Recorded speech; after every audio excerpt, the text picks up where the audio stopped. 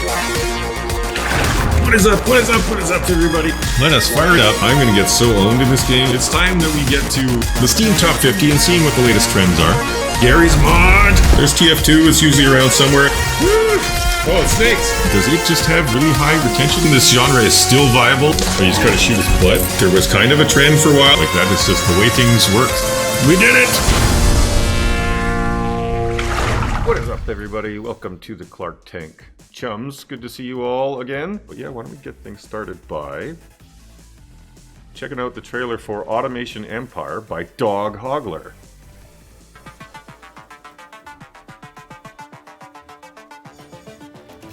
Automated lawn mowing devices. It looks very Factorio, so I'm curious to see what's different, if anything. Oh, that thing is siphoning it up. Gigantic buildings. Automated automation. Oh, they have drones and stuff. I probably would have made the trailer a little shorter. It's cool they did a time-lapse thing at the end there, but it was not like, I don't know, it didn't feel like things actually changed that much during the time-lapse. So yeah, we're going to play Automation Empire a little later. So yeah, look at mixed reviews, 66%.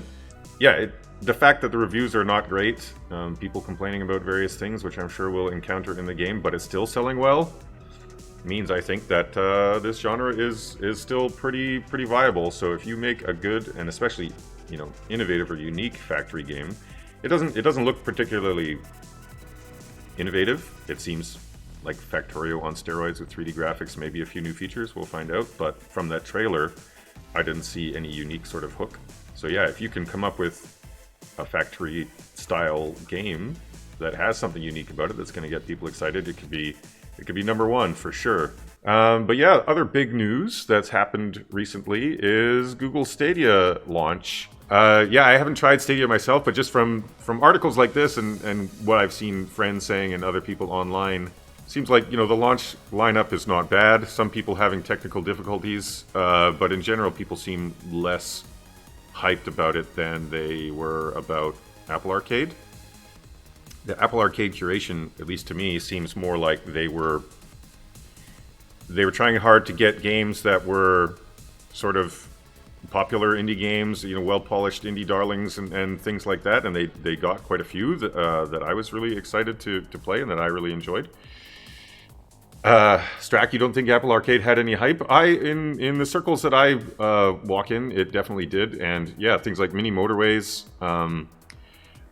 Sayonara Wild Hearts, there are plenty that I saw, at least in indie circles, people getting really excited about. But yeah, the latency that I've been hearing about, probably not great for things like Necrodancer or other rhythm games.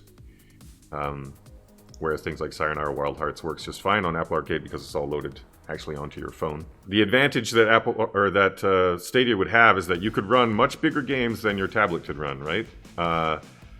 That's the advantage that it has over Apple Arcade. But is that enough to get people excited? Yeah, personally, I would rather just have really good games locally on my device. I guess they were trying to show, like, hey, we got some big games, things that you can't really play on Apple Arcade. Trying to showcase that. But yeah, I guess it would be better if it were big games that are not so affected by latency. That's a good point. The service would do a lot better in countries where electronics and consoles were a lot more expensive. Yeah, that's a good point. If people had difficulty, you know, affording the devices that would be able to run things like Assassin's Creed, then that would be a selling point too. Anyway, I hope that it does succeed. I think it's certainly a cool concept, and it's like OnLive tried it a while ago and it didn't seem to work. It seems like maybe eventually something like this will catch on. I'm not sure if Stadia is going to be it, but yeah, we'll keep our eye on it. So someone in the Clark Tank Discord channel posted this. I am one of the advisors for the Independent Games Summit at GDC, and I actually didn't realize that this was happening. So GDC 2020 debuts a new summit, help devs find funding and forge deals. So we have talked about this before, that it seems like the environment these days for indie devs, it can be difficult in some ways, but in other ways there are many opportunities that didn't exist before, like, you know, Epic Store, Google Stadia deals, Apple Arcade deals, Microsoft, Xbox doing various things. So there's a lot out there that can be done beyond just selling your game on Steam or just selling it on the consoles like we used to do. But that sort of stuff requires biz dev legwork, and this seems like, one method that you can use to make those types of connections and possibly get those sorts of deals. So okay, now this is obviously an article that I wrote a long time ago. The reason why I bring this up is because I'm going to start doing more articles and actually probably videos instead of articles. And here is a beautiful notepad list of some of the things that I think that I could cover. So hooks, obviously, I talk about a lot. One part of it that has been bothering me lately is a lot of people send messages to me, email messages and whatnot, saying like, hey, here's my game concept or trailer, or they even send me a build of the game, and they're like, is this hooky, or is it hooky enough, or whatever. Unfortunately, often I have to tell them, like, people think things are hooky when they're not, really. And, I've talked about hooks and the importance of hooks, but I haven't really described how to evaluate them, how to generate them, that sort of thing. How to keep up with the zeitgeist so that so you have a sense, you have the taste for what is hooky and what isn't. So yeah, one thing that came up recently, so my colleague here at Brace Yourself Games, Alyx Vostrov, he walked in the office one morning and said that he had figured out that hooks have two components to them that are very important, and that it helps to describe these in order to make it, easier for people to understand what a hook really is. And so yeah, his idea, which I totally agree with, is that there's two parts. One part is that a hook needs to be surprising in some way, and then the other part is that it needs to be something that people actually want. So the surprising things, so take like a restaurant for example. A surprising restaurant idea might be a restaurant that only serves dog poop as food. That's definitely surprising, but is it something that people want? No, definitely not. And alternatively, an Italian restaurant or something, there's plenty of them around. You could have an idea to open one of those, open your own. Is it surprising? No, not really, because there are many Italian restaurants around. But is it something that people want? Yes, people like Italian restaurants, but are they going to go to yours? Why would they go to yours if it's not interesting or surprising in some way? So you need both halves of the hook in order for it to work, but also you need to be able to judge both of those halves. Like, is it surprising? You need to know enough about the current zeitgeist, like what's happening in games, to be able to judge, is this surprising? Because if someone says, I made this game about, I want to make this game about a goat, and you're running around and you just do physicsy things, it simulates what it's like to be a goat. That's pretty surprising, right? Well, yeah, it would have been a while ago, but not anymore. Goat Simulator obviously exists, or, other things similar to that exist.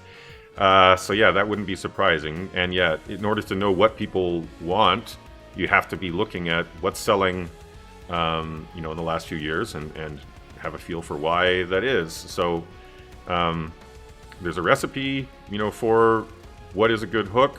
There's ways that you can study to increase your, ability to understand what's viable and what's not. And then I actually have also some methods for manufacturing them, because it can be difficult if they don't just come to you out of nowhere. How do you generate hooks, right? And I do think that there are some ideas you can use that make them. It doesn't always make super powerful ones, but maybe the ones that these methods can produce will inspire you to think of other ones that are even better, right? So yeah, designing for depth. This is the thing, I never really talk about game design much on the Clark Tank. We're usually talking about businessy sorts of things. Partly because I feel like the business side of things is something that most people don't think about. They're mostly thinking about, how do I make good games? And yeah, that's hard enough. But there are plenty of good games that just fail because they didn't do the market analysis and thinking about hooks and all this stuff. And so I was trying to save, to help the people, you see so many folks in the indie mega booth and other indie areas, and all of them made good games. They're talented game developers, but they were just missing this stuff that we talk about on the Clark Tank. And so I'm trying to help them with that. But yeah, game design itself is extremely difficult. It takes years of experience to practice to get really good at it.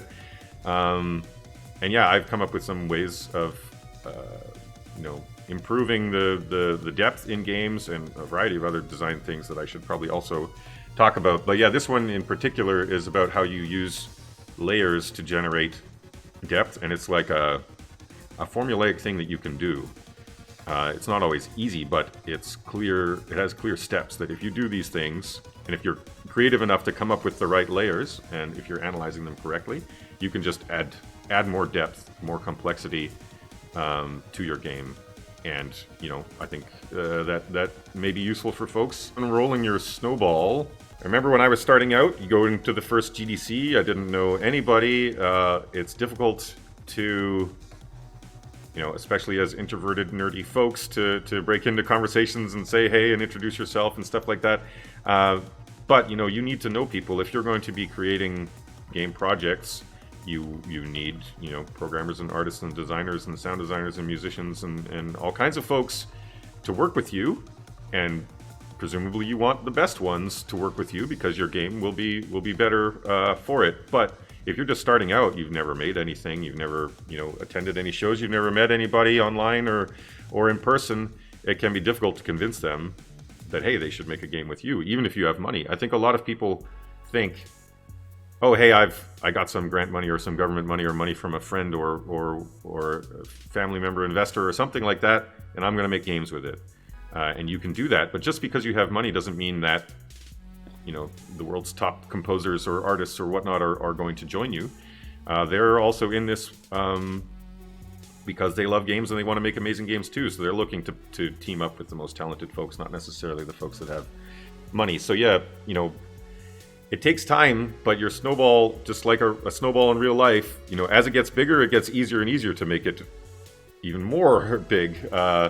Starting it out is really difficult. You got to make a tiny ball and start rolling it. But once you get it going, once it gets a certain weight, then its own weight, makes it easy to add more and more. So you could discuss ways of rolling that snowball, doing things like, what I'm doing here on the Clark Tank, or giving talks or writing articles. There's and going to shows and just meeting folks, demoing at shows. There's all kinds of things that you can do, and that I think people don't really consider the long-term value of those things. And again, being lucky, there's all kinds of things that have happened to me in my career that were definitely very lucky, where if I was in the right place at the right time or I knew the right person when that opportunity came along.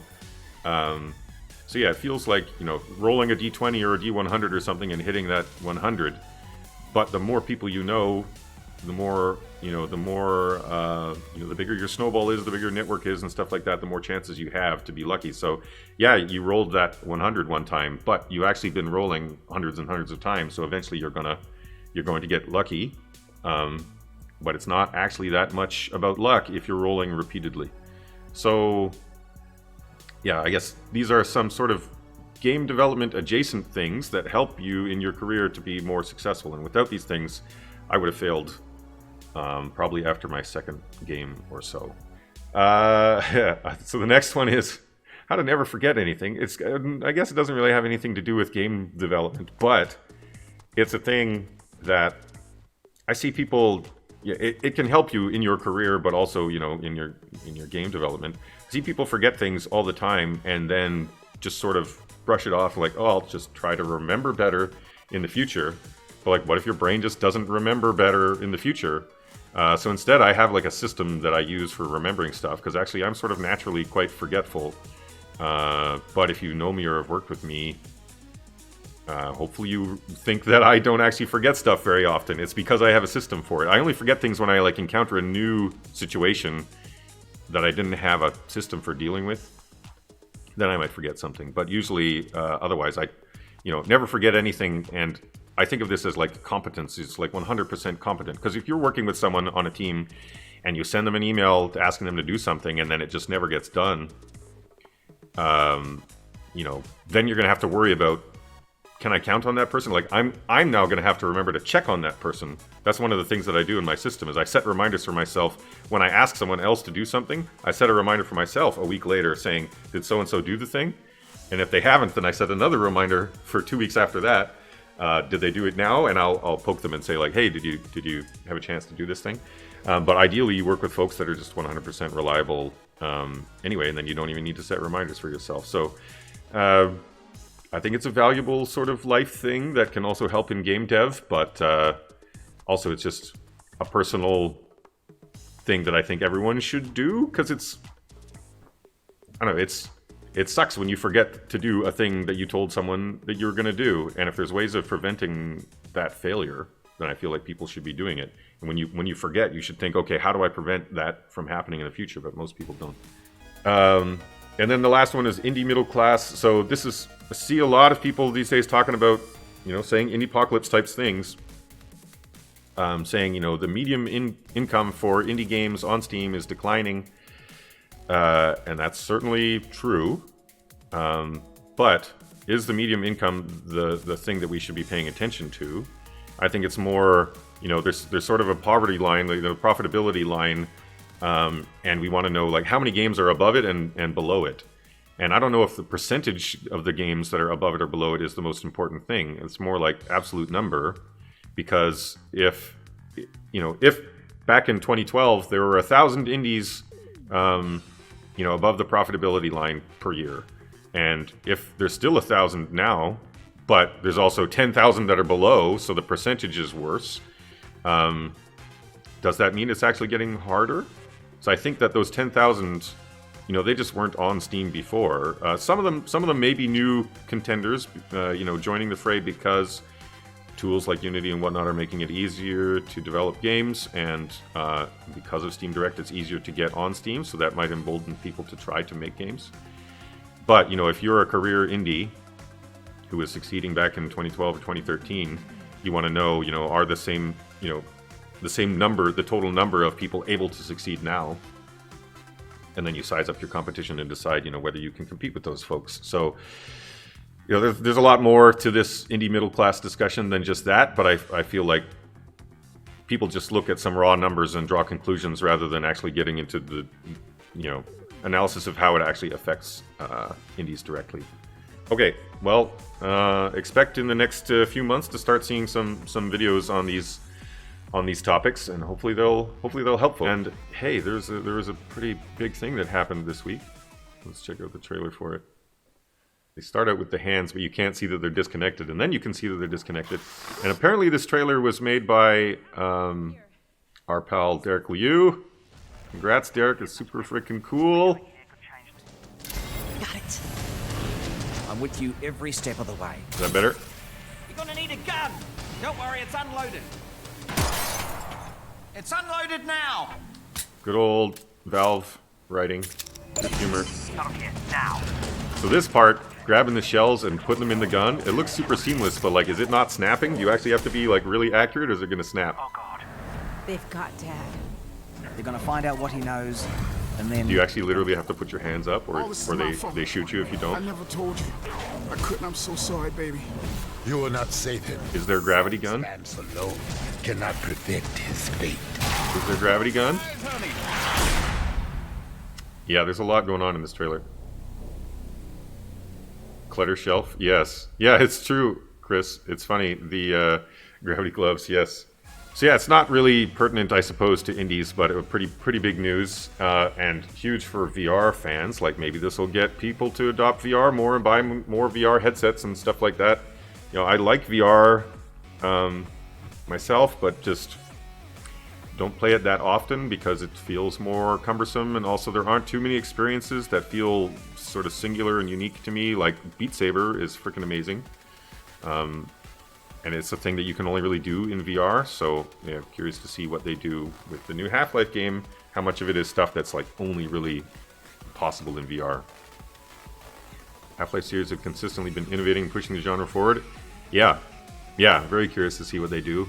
Valve is the right team to do it, so, and like the little VR demos that they made that came with the original Vive were awesome too, so yeah, I'm pumped, looking forward to it.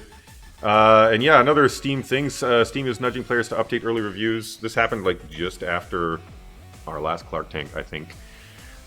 This is cool. Definitely something that people have been asking for. I saw Alden tweeted about it. Alden from Valve tweeted about that people have been asking for this for a while. And yeah, I've been in some Steam roundtables where people have said it. Because yeah, it is frustrating that you're updating and you're fixing bugs, but those old reviews just stay there.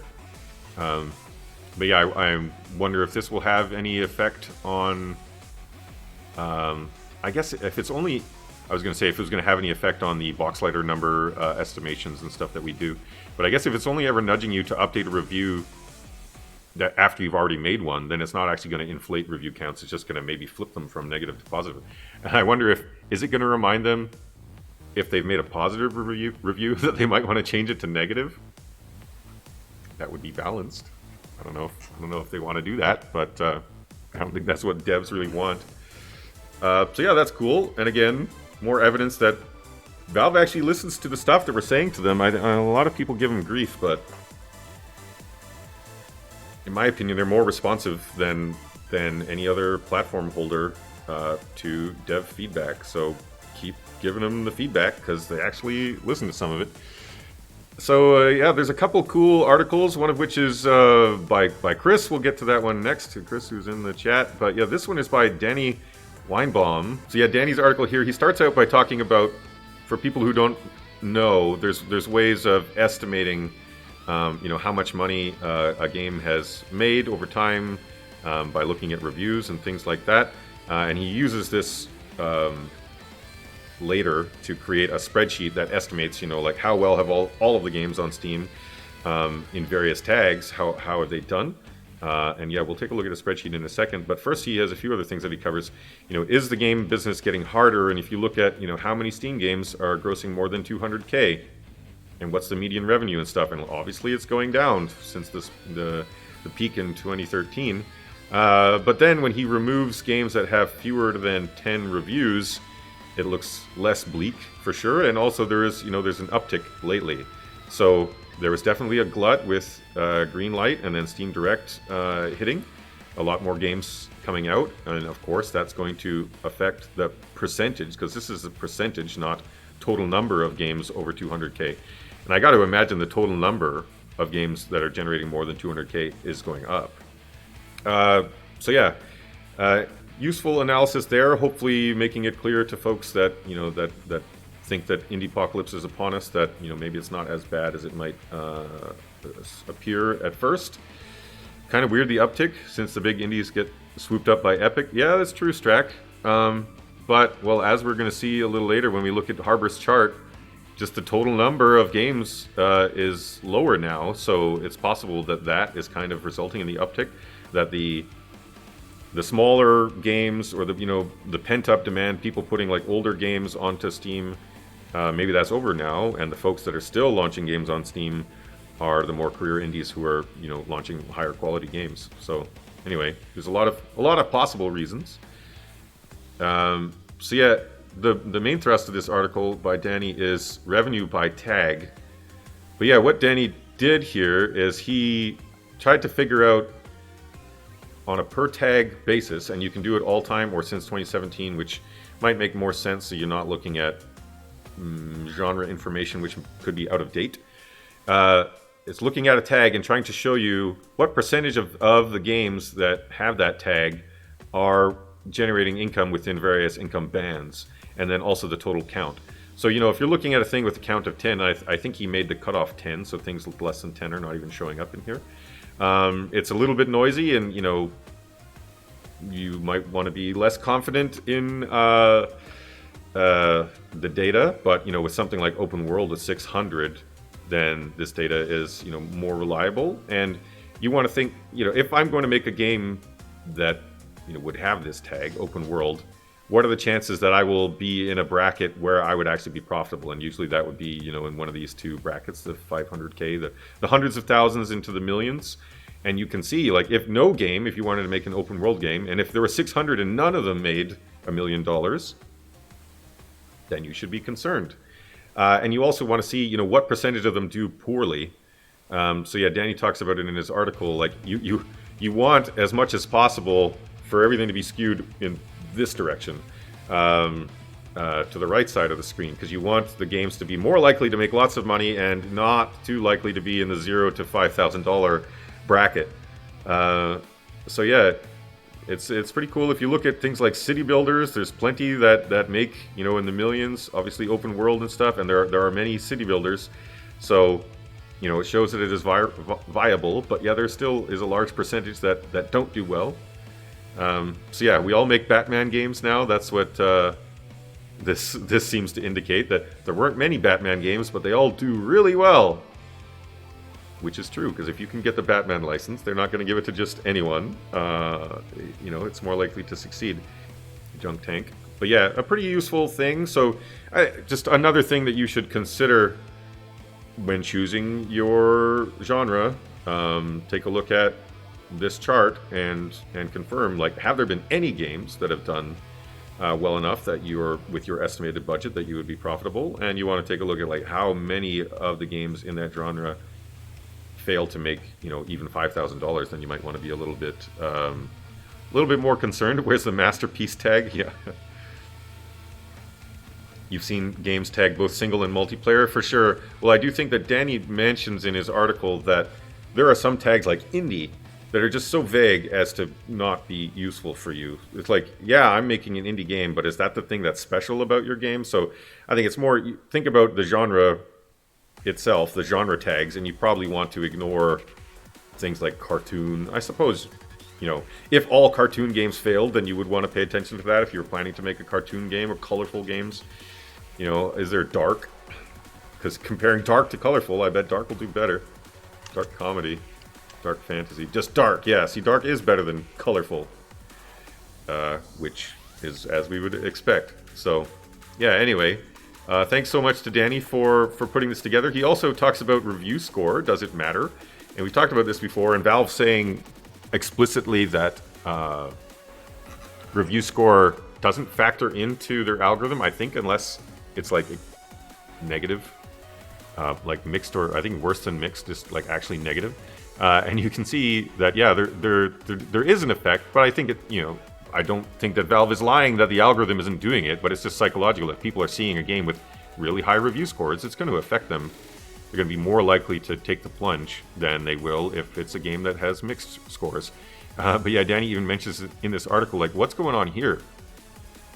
Why is there this dip? You would rather actually have your game have 60% reviews, 60% positive than 70%.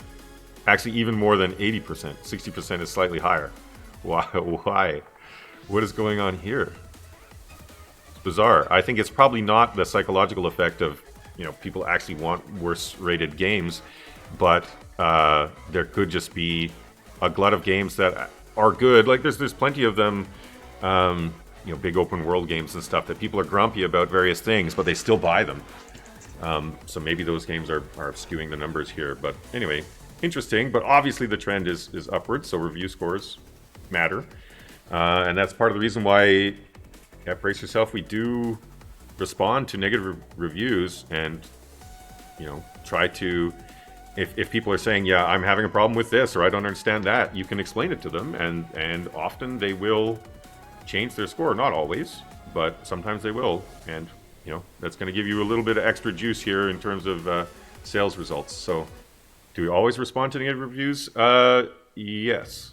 I think, well, I guess in some cases where it's like, sometimes people post very thorough negative reviews. They understand the game fully. It's not a bug. You know, they're just like, it's just not for me. That sort of thing. And yeah, Strack, the NBA 2K games are skewing it for sure. But yeah, in that case, we don't always respond, because it's like, well, they fully understand it. It's not a bug. There's nothing that we can really help them with. If they don't like the game, you know, after fully understanding it, that is certainly their prerogative. And it's not us trying to convince people that they're, you know, they're wrong, or take away their right to say that our game sucks or something like that. Everyone certainly has that right. But if they are saying that they don't like it because of some misconception, then we want to clear it up for sure. And usually it is because of a misconception. Anyway, thank you to Danny Weinbaum for this article and for making this chart super useful. So yeah, Chris previously did some research and wrote articles about following and actually like watching people interacting with the Steam store and trying to learn what it is that impacts their decision making about, you know, which games to buy. And feedback from me, and I imagine from other folks about his previous article, was that it was awesome. We learned a lot of things that I would not have assumed otherwise before he did his previous article. So yeah, we learned a lot of new things from his work, but one open question was, we didn't actually see people buy stuff. So they were saying a lot of things, and they were wishlisting stuff. They're talking about what they liked and didn't like and things like that, but we didn't actually see them buy anything. So this time Chris did a similar analysis, watching people browse Steam and use Steam, but it was during the Halloween sale, and they actually bought things. So yeah, there's some pretty interesting insights that Chris drew from that. One is that people, I didn't realize this, people just put things in their cart without necessarily the intention to buy. They do it as sort of another wish list. It's like, okay, going through the sale, you might find a lot of games that you're interested in. So you're just like, okay, I'll just cart. And then later, when you're done perusing the store, you'll go to your cart and be like, oh, okay, actually, I like these 5 the best, or I only have this much money, so I'm only going to buy these 3, or something like that. So yeah, I've never behaved like that, so this is new information for me. Also, people go and they check their wish list and see what's on sale, and they sort it by percentage discount, not the dollar price. So, they care more that it's 80% off than, that it's $40 off or something like that. They want to know what percentage, and is this the biggest percentage off ever? It sounds like Chris is saying that some people go to websites where they find out, is this the best price that it's ever been at, and that makes them more likely to purchase right away. Another insight is that often people are surprised by what's in their wish list. And I guess it makes sense if you're the kind of person who just wish lists like anything even remotely interesting. You just put it in there, and if your wish list is like hundreds of games long or something, then you sort through when there's a sale and be like, oh, what's that? I don't remember that. But yeah, we as devs kind of think, oh, they wishlisted our game. That means that they really love it and they're going to buy it later, and they think about it all the time, and they're just waiting for the perfect opportunity to buy it. But that's not the case for many people, which makes sense. A couple of participants gave a second look to games that had special badges for the Halloween sale. So yeah, I'd heard that before, but it's good to get confirmation that actually is a thing. So you can change your, the various bits of art that you have on the store to call attention to the fact that, yeah, you actually did something Halloween-y. You got a pumpkin in the corner or whatever. You got an update going on. If they're thinking, if it's a close tie between you and another game, but you got a cool Halloween update and they're feeling Halloween-ish, then that might put you over the top. So it helps. Okay, yeah, they're sorting by wish list. Sometimes they're surprised by what's on their wish list. Yeah, don't take your wish list for granted. And yeah, Chris is suggesting that you refresh your store page before big sales to make it look more active. People are going to be more likely to actually buy if it seems like this game is not dead. And yeah, Chris is also finding people are consulting friends before they buy more than I would have expected. And there's certain friends of theirs that are like tastemakers and things like that. So yeah, Chris is also saying that, once you've sold to someone, don't assume that that's the end of what you need to do. Because your updates and the way that you treat your community impacts whether or not they will recommend the game to their friends. And again, maybe this is why the review score correlates with more sales, is because if people are reviewing your game highly, they're more likely when their friend asks them, should I buy this game? They're more likely to say yes, or they'll just see that their friend, see on Steam that their friend has reviewed the game. So that stuff definitely matters. So yeah, you want to stair-step your price down so that you're getting repeated historical lows. Do it patiently, he's suggesting, which I think makes sense. So yeah, don't go straight from 10% to 75%. Do it gradually over time. The observed participant quickly add good discounts they found on the wish list and sales page to their cart. Yeah, didn't mean that they're ready to buy. So that's new to me. That's interesting. Yeah, and he's also saying this is something that we could recommend to Valve. So the open cart versus an abandoned cart thing. So often websites will detect that, oh, you had some things in your cart and then you went away and didn't buy them. And then they'll send you an email if you already had a login and stuff. They'll send you an email reminding you, hey, you could have bought, you forgot to buy this or whatever. And I guess it makes sense. Like, what if you got distracted because your dog needed to go outside or whatever, and you did intend to buy those things and then you forgot? That reminder may be all that's necessary to get you to actually buy the thing. So the fact that Valve doesn't do that on Steam is a little surprising, actually. So, and yeah, a reminder email right before the end of the sale. So that's what Chris is saying here, that you can also remind your community that, hey, we've got a sale, and also the sale is about to end, because it does seem like the sale ending adds some urgency and makes it more likely that people will act because they don't want to miss out, especially if it's a historical low sale price. So thank you for helping all of us. I know it takes a lot of time and actual money. You know, he's giving money to the participants as an honorarium as thanks for allowing him to watch them browse Steam and things like that. So this is coming at a price of time and money for Chris. So thank you for doing this for the community. It's much appreciated and very valuable. So yeah, please everyone make sure you're following Chris.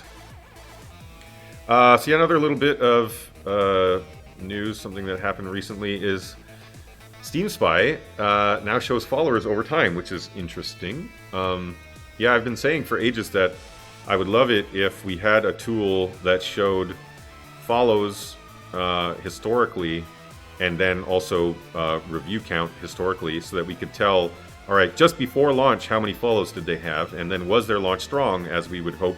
You know, at certain numbers of followers correspond to, you know, being to certain levels of wish lists and being able to, you know, get enough juice from the algorithm to rise up to the top and things like that. So being able to actually watch that through historical data and, you know, be more confident that that is really what's happening would be good for us. So now Steam Spy has this functionality. Shiver, you don't know the difference between following and wish listing. So following is a different button on the store, and it does different things. So wish listing, if you have it on your wish list, you'll get a notification if the game launches, if it has discounts over a certain percentage, things like that. And follow is, I think you get notifications for updates to the game, whereas wishlist you don't. So if they're posting like new announcements and stuff about the game, you will get notified about those announcements. And I think a lot of developers are not aware that they have followers and that they can actually send them messages. Like, you can send them direct messages saying like, hey, the game is on sale now, like Chris was talking about, because not necessarily, you know, just because they follow doesn't mean that they've necessarily purchased your game. Is there any correlation between followers and wishlist? Yes, there is. Was it Jake? Someone posted the ratio. I can't remember what it is now, but it's like three times or something like that. But there is definitely a direct 5 times. There's a direct correlation, and it's pretty strong between follows and wish lists. And of course, we know that wish lists correlate to, you know, week 1 sales and year 1 sales in various ways. Jake Burkett has blog posts about those stats. So yeah, it's very useful to be able to see follows before games launch and check if it really is as predictive as we expect. Anyway, this is what it looks like for Necrodancer, but you can see for Industries of Titan, which is an unreleased game, the data is a bit smoother. And yeah, this shape of this curve is like exactly the same as the shape of our wishlist curve, so it definitely correlates. And we have about 155,000 wish lists on Steam for Industries of Titan, and that's 3 times 3.5 or something like that. This a bit more than 3 of this. So again. All right, so now let's get to the homework section of the Clark Tank. So we always check out the ICO Steam Newsletter, which is a newsletter that you can sign up for. If you just Google ICO Steam Newsletter, you can sign up for this. And what it does is it shows of the new releases in the last week, which ones had the most reviews.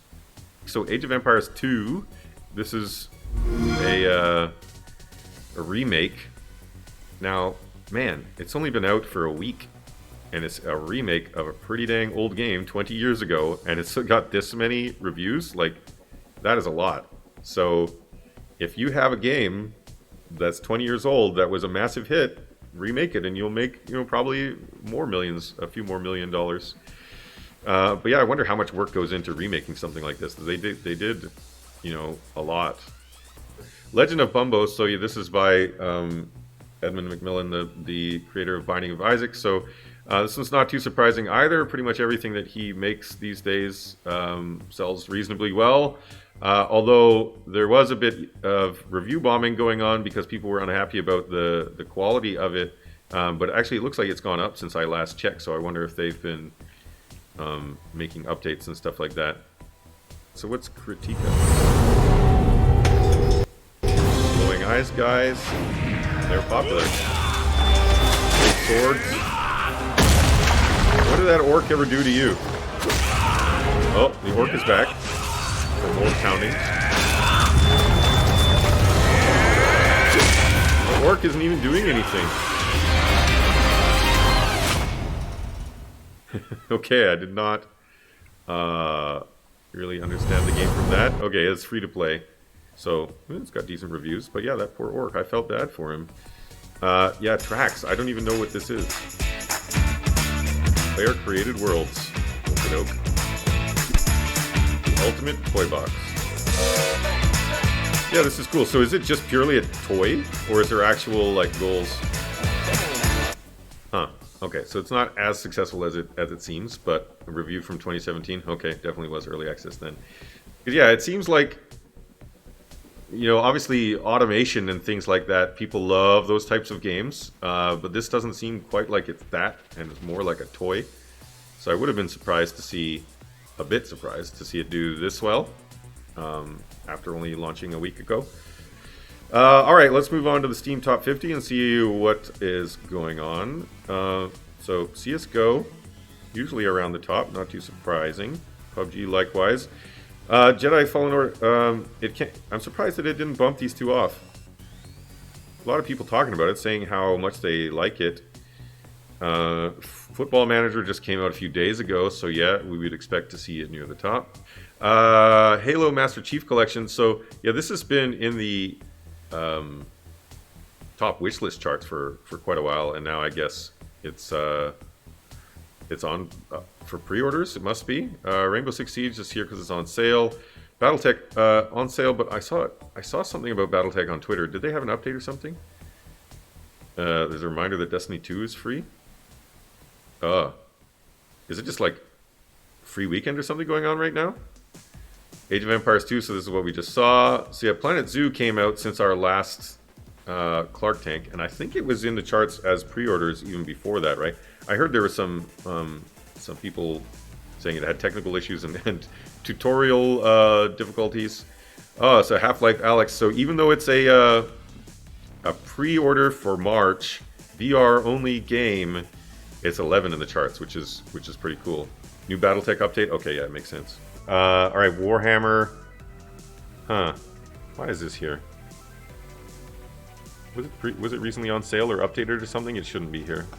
Warframe, slowly climbing the charts. Divinity is because it's on sale. Gears, because it's on sale. Wow, that's a pretty steep sale after only two-ish months. 2.5 months. Shadow of the Tomb Raider. So yeah, is this it must be free weekend. Reviews for Gears of 5. Are they bad? Ooh, they're real bad. Yeah, so it's games like this and like NBA and whatnot that I think we're creating that bump around the 50-60 mark in that chart that we were looking at. Because there's a lot of AAA games that sell like crazy but just have kind of bad-ish reviews. BattleTech Heavy Metal. So this is, okay, so this is the DLC update. So this must have been what I saw on Twitter. So yeah, the DLC itself is in the charts, which is pretty good. All right, Automation Empire, that's what we're going to be playing a little later. GTA 5 is usually around somewhere. Dota is a little low. Monster Hunter World, Human Hall Flat, okay, it's on sale. Elder Scrolls Online on sale. All right, is it Blaze Blue? Should be Blaz Blue. This came out 2 days ago. All right, let's check this out. It's a good-looking game. I have never played Blaz Blue or Blaze Blue or however you say it, but I bet you I would like it. Wow, that's a short trailer. Okay, yeah, I know a lot of fighting game folks who are excited about this game, so not too surprising to see it in the charts. It's just dropping off relatively quickly, though. It's too bad. I like fighting games. I want them all to succeed. Far Cry 5 is just here because it's on sale. Rust is always around. Outward on sale. Cuphead. Wow, it's only 25% off. It's been out for so long, and they're still only doing 25% off sales, but I guess they can get away with it. Prison Architect on sale. So this is RWBY Smite Battle Pass. Interesting. BlazBlue Cross Tag Battle Expansion Pack. Okay. Black Desert Online is usually around. Warhammer Vermintide 2 is just on sale. World of Tanks, yeah, it's climbing. Lords Mobile also, we've been seeing this lately. Dead by Daylight, Rocket League are usually around. Octa Not Included is on sale. I'm surprised it's not a little higher, actually, for this much of a discount. Overcooked 2 also on sale. A lot of sale stuff going on right now. Tomb Raider. SD Gundam, I think we watched this last time, so this is pre-orders. Age of Wonders Planetfall is just on sale. Yeah, not too much surprising stuff this week. Final Fantasy 14 is usually around. Street Fighter 5, just on sale. Prison Architect. Oh, they got a new DLC. I see. Sniper Ghost Warrior Contracts. What's this? It came out today. Wow. Why are people's legs just like falling off? What is going on? That was not what I was expecting. I was not expecting to see legs getting blown off by sniper rifles. Meat hook, yeah, the meat is a hook. So yeah, you're some kind of sniper hitman sort of thing. This is made in Poland? Interesting. So yeah, it seems like it's doing all right.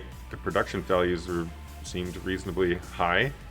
And yeah, the dark tone and stuff plays well on Steam, so not too surprising to see it in the charts. Looks like it's leveling out though. It might not get much higher than 46-ish.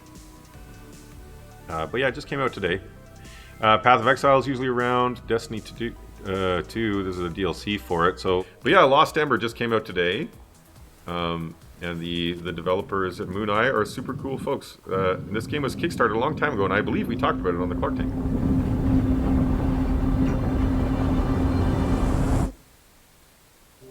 It's a beautiful looking game. Yeah, from the trailer it's not totally clear what the gameplay is, but I think they're just trying to impress you with the feels and the look, which are impressive. Imagine it's journey-like. Yeah, that's the kind of vibe you get from it, isn't it? Skyfish! Groundfish. Definitely gives feels. They did a great job with that. So yeah, congrats to the Moon Eye folks on the launch, and it's cool to see that it's in the Steam charts. It just came out. So yeah, what's the trajectory looking like? It peaked. Well, hopefully it peaks further later in the day. War is raging in Persia. Oh, I thought he said Persia. I'm like, this doesn't look like Persia. This is like Dynasty Warriors kind of thing. Combine the This game is from the biggest German mobile studio? Oh, okay. Yeah, so I guess if you're playing it on a small screen, then this zoom level makes more sense. Coordinate your it's funny when you get the narrator is like kind of more hype sounding than the footage. It's like disconnect. So yeah, again we talked about hooks and stuff. You want to have something surprising and something that people want. And like, do people want to be the war god of Persia? Some people do, I guess. Yeah, I think in general, you probably don't want to do things like talking about the name of your location and whatnot, because people don't really care about Persia or wherever your fantasy is taking place until like after they play the game and enjoy it. Then they come to like the setting and get excited about it, but I don't think that it's usually as much of a selling point as developers seem to think. Okay, TF2, well, that's pretty far down. Children of Morta is up here because it's on sale. War Thunder is often around. Transport Fever 2, okay, so this is pre-orders for it.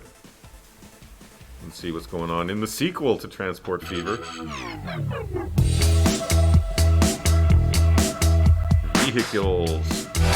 Music is pretty hype for what's actually happening on screen. I want to transport things in a feverish state. Has the best road building tools of any game. City Skyline has nothing on it. Oh, interesting. Solved how to make a very complex spline tools user-friendly. Neat. I should check it out just for that. Company of Heroes is only here because it's on sale. Wrath, Aeon of Ruin. Okay, what's this? Okay, it's one of these retro FPSs. We're more melee focused. Nope, there be guns. Wow, it's 3D Realms. Interesting. Yeah, it seems like retro FPSs are kind of viable now. They don't make a ton of money, but I guess if the budget is low enough, then they could be profitable. Early access. So yeah, what day did it come out? Just today. And yeah, it may still be climbing. It'd be interesting to see how high it gets. But yeah, there's been a few others recently. Fallout 4, why is it here? Did it have a sale or an update or something? World of Warships, not surprising. Disco Elysium, which we played last time, still in the charts. That's pretty impressive. I want to see how many reviews it's got. Bright Memory Early Access, it's just on sale, and Deep Rock Galactic just on sale. Okay. Yeah, Disco Elysium, how many reviews you got? 3,000. Yeah, that is quite a few for a month. But yeah, I wonder what the budget is on that game. There's just so much content in it. I certainly hope that it's profitable for those devs, because they deserve it. They did something pretty darn special there. Disco Elysium has constant sales, really? Even though it only came out a month ago? So top wish list we always check just to see what is upcoming that we should be paying attention to. So Boneworks. VR only. Okay, let's check this out. And we'll move on. Yeah, VR only, other than, you know, Alyx, to be getting this many wish lists is pretty impressive. More robots. You just drop bricks on them. Cinder blocks. They just say, hey. Wouldn't it be kind of hard to aim that in VR? Well, I guess we'll find out. It's a tutorial? Yeah. Their trailer is a tutorial. Why'd you let him out? So I guess the hook is physicsy hands things and fighting weird robot guys. Just showing you that you can drop cinder blocks and whatnot. Alright, moving on, let's check out the Steam new and trending just to make sure we haven't missed anything important. Aspire 1 VR operative. Well, there's a lot of VR hype lately. All the people who had packed up their Vives and put them in the closet, they got them out because of Alyx, and now they're buying games. Chet was talking to Reboot Develop about how the majority of VR games don't recoup. Yeah, exactly. Also, hey Gwen, how's it going? Yeah, I'm scared for these things because hardly any of them recoup, and there aren't really many big hits besides like Beat Saber and stuff, so you know, it concerns me. So yeah, it's in the new and trending, but in order to make enough money to recoup, it's going to have to do better than this. So hopefully it does. But yeah, VR is still scary to me. Black Future 88. What are you about? Roguelite. I love roguelites. We are checking it out. Oh, Synthwave? Stop counting the years after 1988. Ghost in the Shell-ish? Time is now measured in a I like most of this, but I feel like I would be using different script. Choose buffs and like something that more obliquely hinted at all these things rather than directly describing features. Something more thematic. I would also make it shorter. It should be over by now. Yeah, I like everything about that except the length of it and the script choice. But otherwise, it seems awesome. So, yeah, I guess it looks good. It has a lot of things going for it, but what is the hook, really? Because there are other games like Katana Zero and stuff that have these sorts of vibes. It looks well made, and yeah, I like the look and the sound and probably the gameplay, but what is super unique about it? What else we got here? Bug Fables, The Everlasting Sapling. Huh. Okay, we need to look at this. That does not look like the type of game that would sell well on Steam to me. Dangan Entertainment. Okay, so they're a publisher from Japan. Maybe they've had a hand in it succeeding, or maybe it's hooky or different in some way that I don't understand. Okay, it looks actually a little more polished than it seemed in the screenshots. Like, the stills make it look like, kind of low budget. Huh. Okay, why is this doing well, folks? You think it's the Paper Mario nostalgia? Yeah, it's just not the usual type of thing that succeeds on Steam. Sigma Theory Global Cold War. 293, was this early access before, or is it really doing this well? Strategy Indie Simulation Single Player. It is very purple.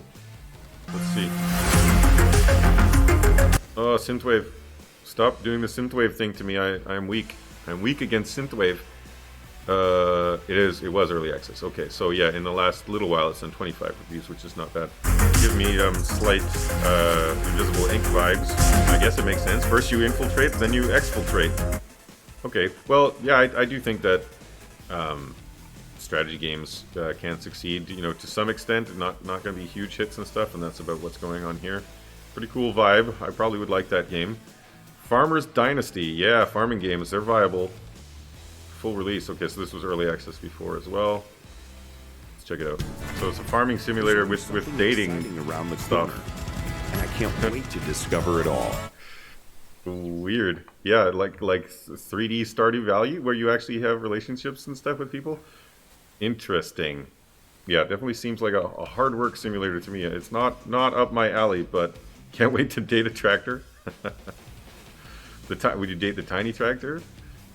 Very positive. Okay, it's got quite a few reviews just in the last week since it launched as well. So, as we knew, the farming simulation genre certainly is viable. Okay, so the Hypstagram, we want to see how many games we're launching in the last couple weeks. This last week is low-ish. The previous week was normal-ish. So let's check out Harbor's graph. Okay, so yeah, this tannish color here is this year. So yeah, it did look for a while like, oh, what's happening? We're actually have more than last year, but that was short-lived. Yeah, what was this bump from? Like the pre-Christmas bump, people trying to get things out right before the Christmas rush. But yeah, we're well below the last 2 years right now. And yeah, they were at a very similar mark the last 2 years. Epic Store is a culprit, you think? Well, it's definitely taken some games, but it's like tens of games, you know, and tens of games are launched per day, so I'm not sure if it's having that much of an effect. I think it has poached some of the games that will sell really well, so it might change the, you know, the median sales results, that sort of thing, which is why it was a bit surprising when we had that article from Danny Weinbaum earlier showing the recent spike in average or median sales results. So let's fire up Automation Empire and see what it's like. Alright, so yeah, we're playing this game again because it's selling quite well despite having mixed review scores. Also because the company is called Dog Hoggler, which is the best game company name I've heard in a long time. Can you think of a better one? Dog Hoggler. Yeah, so I want to find out, you know, why is this game doing well? How you know, people have some complaints about it for sure, but how strong, you know, how correct are they in those complaints? Because if it's got a lot of problems and yet it's still selling well, that's even more proof that the genre is strong. All right, let's go, Dog Hoggler. Oh, planet select. I'm gonna call it Hog Dogler. Yes, starter mode on. Alright, Split Valley. Work around a dried up riverbed, jutting through the landscape, splitting it in half. Goal 30,000 kg. So, 3-month weight outputs. We're just outputting kilograms of what? What do we do? It's not tutorializing me. It's not even a spacebar pause. Come on. What is this? There's no tooltips? How is there no tooltips? What are even these things? This is research. Interesting icon. Bad tutorials are your #1 fear when playing a new game. Yeah, it's true. Like, is it gonna waste my life? A tutorial should be invisible. Yes, it is extremely invisible. It's also not obvious what the heck I should be doing. Assume the goal is to export kilograms. The robot is loading the trucks. You need to make more robots and load more stuff. Yeah, but it's kilograms of what? Is it early access? Looks as if it were early access, but it is not. Yeah. How did this game get traction on Steam, Steer? It's just because it's the genre. That's at least my assumption. That trailer looked good. Like, it made it look like a kind of polished 3D Factorio thing. Which, hey, new Factorio, I'm all about it. I love Factorio. Play a different kind of Factorio, yeah. And the genre is good because, sure, some people play hundreds of hours of these games. I played maybe like 30 of Factorio or something like that. But then people move on, It's not like a MOBA or whatever where they're sticking around forever. They move on and they want to play more of these things. So I think the appetite for these types of games is high. You could have quite a few of them and it wouldn't saturate the market. So yeah, if you have an idea for a factory type game, I think it could be viable, especially if it's, a hooky game that has both parts of the hook that we talked about. Oh, tips. Weight is a substitute for money, I suppose. I don't know. Let's go through some of these tips so we learn some stuff. To add mine carts or claw trains to a track, select the track you built and press the add button to buy some. Make use of research bays to unlock new structures and technology. Okay. Which one of these is a research bay? Isn't this just like shooting out coal or something? An unload stations can be set up to destroy the crates which reach the end. It automatically destroys any empty crates which reach the end. Why do you want to destroy the crates? Okay, I'm giving up on these tips. They're not really helping. Medallion. As a secondary goal for every scenario, we're worried about primary goals, mission objectives. Also, I think it's actually a mistake to make this type of game a mission-based game. Like mine, Factorio has those things at the beginning, but I think they serve just as a tutorial. And even then, I think it's probably unwise. It would have been better to have the tutorial like right within the game itself. Because some people, when they finish a level, they're going to quit. Whereas if you're just making one map bigger and bigger, you're getting more and more invested in it, and you're more likely to see it through. So I think it's unwise to make it level-based. It's better, as Factorio, the real game of it, does. It's just one giant thing. You're just constantly expanding it towards a very distant goal. And I think that's what you should do. So this game probably would sell better, in my opinion, if it didn't do this sort of mission objective thing. Unless this mission is like gigantic mission, in which case maybe it could work. Why is there no tooltip? Where are you going?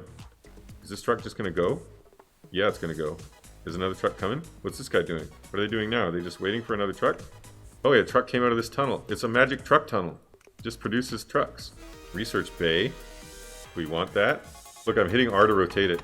Click R to rotate this symmetrical object. Why is there a square around this?